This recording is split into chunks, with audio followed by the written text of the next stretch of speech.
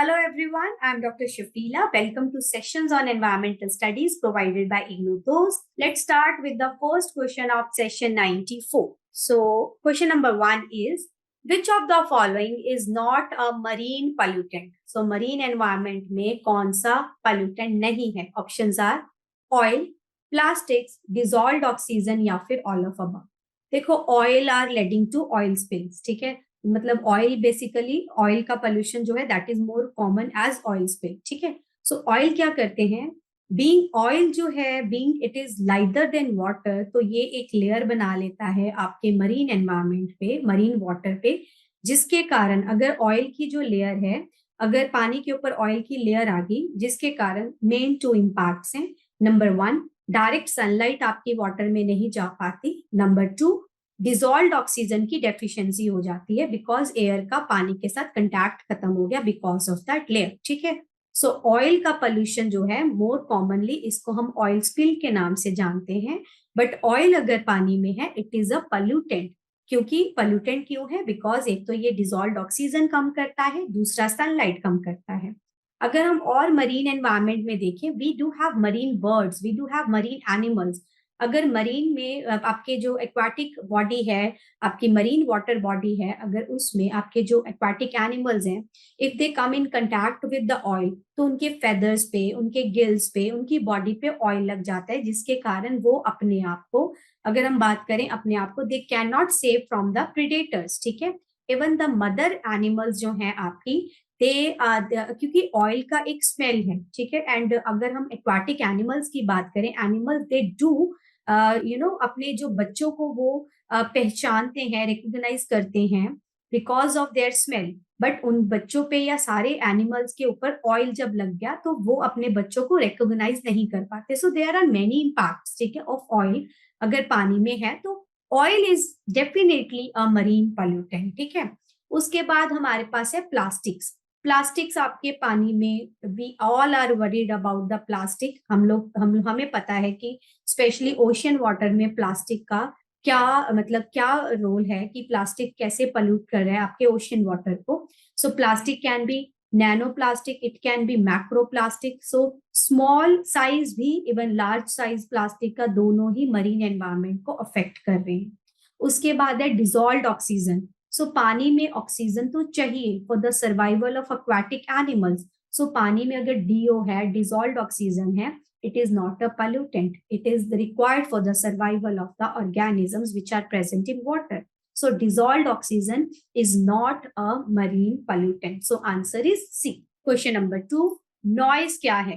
देखो noise क्या है, अगर मैं इसको start करूं इस topic को, noise को, noise basically the level of the noise is different for different people.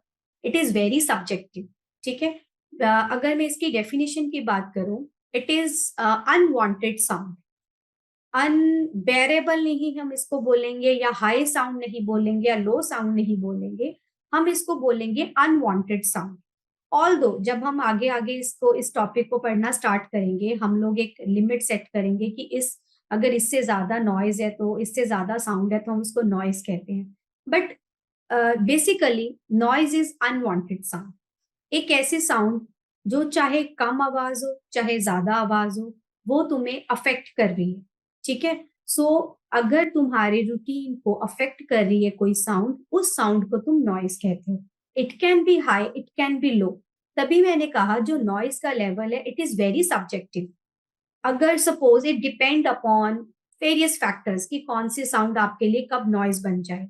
Like अगर आपका सिचुएशन क्या है, आप किस सिचुएशन में हो, या आपका मूड कैसा है, आपका एज कैसा है. सो बहुत सारे फैक्टर्स पे डिपेंड करता है. जैसे अगर हम सिंपल सी एग्जांपल लेते हैं, an old person doesn't enjoy the loud music, उसके लिए वो नॉइज है. But young people they enjoy DJ, they enjoy large loud music, है ना. उनके लिए वो सोर्स ऑफ इंजॉयमेंट है ना, मीडियम ऑफ इंजॉयमेंट है. तो वो ओल्ड पीपल के लिए इज नॉइज. ये थोड़ा सा, ये मतलब नॉर्मली ऐसा ही होता है, ठीक है. Like suppose when you are sleepy और आपके रूम में कोई भी साउंड नहीं है, the sound of the tick tock of clock would be a noise for you. क्यों? क्योंकि उस टाइम पे तुम सोना चाहते थे, हाउएवर क्लॉक का जो आपका जो टिक टॉक है वो तो इतना लाउड भी नहीं होता, still that tick tock is the noise for you for that particular time period, क्योंकि तुम तब सोना चाहते थे। सो तभी कह रहे हैं कि नॉइज का जो लेवल है, एक तो वो बहुत सारे फैक्टर्स पे डिपेंड करता है, दूसरा इट इज वेरी सब्जेक्टिव। ठीक है, सो नॉइज क्या है, क्या ये लाउड साउंड है? हम नहीं कह सकते कि नॉइज लाउड साउंड है। It can be loud sound, it can be low sound. Sound of high frequency, again it can be high frequency, it can be low frequency. अभी मैंने आपको क्लॉक के टिकटॉक की example the. Unwanted sound, yes, so noise is any unwanted sound, the sound which we do not want to be there in that particular situation, that is unwanted sound. Constant sound, it can be constant, it can be increasing or decreasing. So answer is C, unwanted sound. Question number 3, sound become hazardous noise pollution at decibels. अब decibels क्या है? Decibels is the unit जिसमें हम noise को major करते हैं, इसको हम स्मॉल डी और कैपिटल बी में लिखते हैं, डेसिबल्स। ठीक है, सो देखो नॉइज का जो हमारे पास एक तो होती है लाउड कितनी है, एक होता है फ्रीक्वेंसी कितनी है। क्लियर? सो दो चीजें हम नॉइज में देखते हैं, कितनी लाउड है और कितनी फ्रीक्वेंसी है। सो लाउडनेस जो है वो हम मेजर करते हैं आपके डेसिबल में, फ्रीक्वेंसी जो है वो हम मेजर करते हैं हर्ट्ज में, HERTZ, है ना।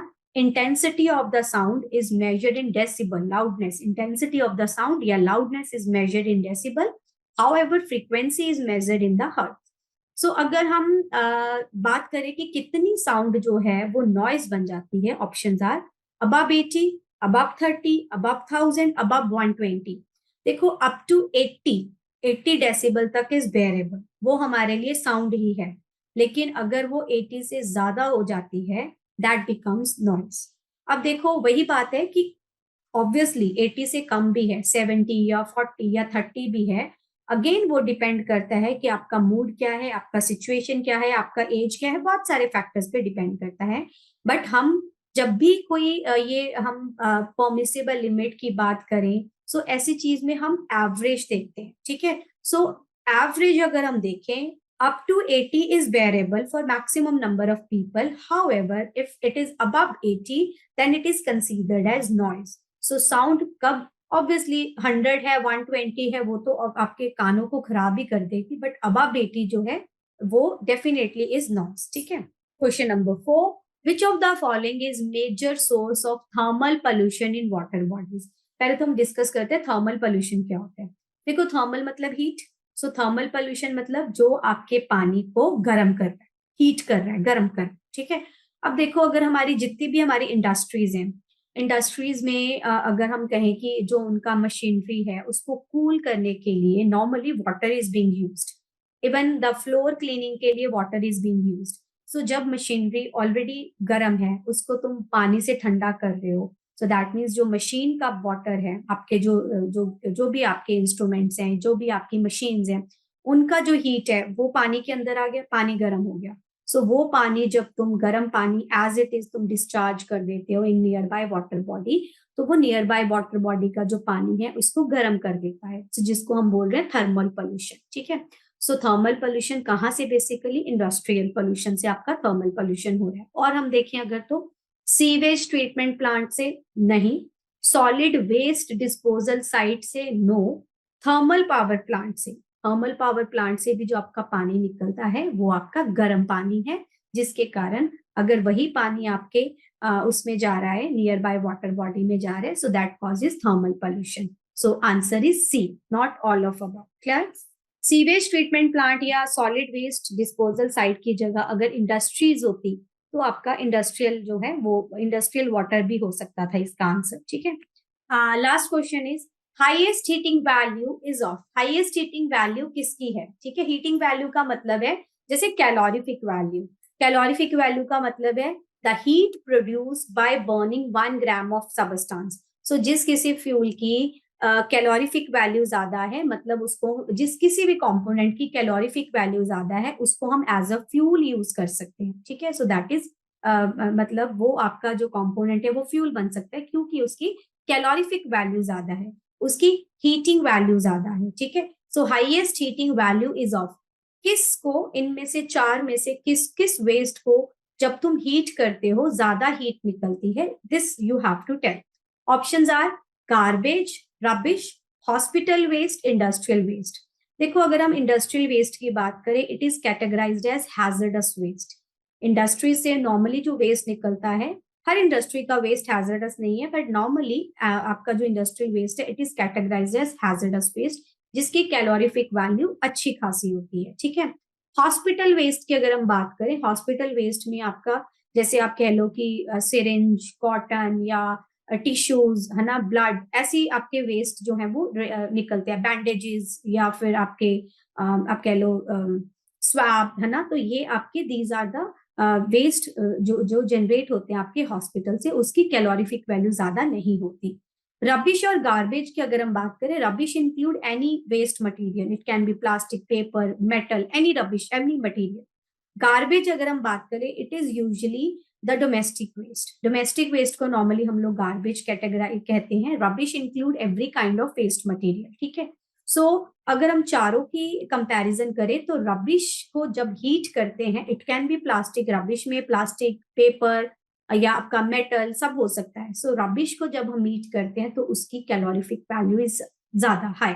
सो highest heating value is of rubbish, so answer is B. So this was the last question. So learners, those who are doing UG or PG degree from IGNOU Dost is there to help you out. We at IGNOU Dost are providing live and recorded classes. We are giving value added notes, and we are also helping you for exam through Exampedia. In IGNOU Dost, a continuous support from professional mentors is there who will be helping you in completing and submitting your assignments for your career development and even for skilling your personal and social development.